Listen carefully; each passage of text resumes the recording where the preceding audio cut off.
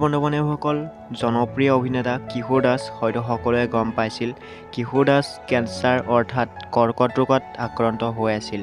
প্ৰথমে গুৱাহাটীত চিকিৎসা কৰিছিল যদিও সুস্থ নোহোৱাৰ বাবে মুম্বাইলৈ নিয়া হৈছিল। এতিয়া কিশোৰ দাস হেল্থ চিটি হস্পিটেলত চিকিৎসাধীন হৈ আছে। বহুতে সুধি আছিল কিশোৰ দাস সুস্থ হৈছেনে, কিমানখিনি সুস্থ হৈছে, নে আকৌ অসুস্থ হৈ পৰিছে। ভিডিঅ'টো আপোনালোকে এই ক্লিপটো চাওক। সকলোৱে জানে যে মই কৰ্কট ৰোগত আক্ৰান্ত হৈ আছোঁ আৰু মই যিহেতু চিকিৎসাৰ কাৰণে বোম্বেত আছিলোঁ, মাজতে গুৱাহাটী গৈছিলোঁ যদিও আকৌ মই বিশেষ কাৰণত বোম্বেত আহিবলগীয়া হ'ল।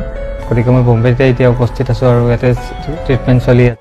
আৰু কিশোৰ দাস কেতিয়া অভিনয় জগতলৈ ঘূৰি আহিব আৰু অহাৰ বাবে কোনে কোনে অধীৰ অপেক্ষাৰে ৰৈ আছে, নিশ্চয় ভিডিঅ'টো এটা লাইক কৰি দিব আৰু কিশোৰ দাস যাতে অতি সোনকালে সুস্থ হৈ আহে তাৰে সকলোৱে কামনা কৰিব আৰু ভিডিঅ'টো যিমান পাৰে সিমান শ্বেয়াৰ কৰি দিব।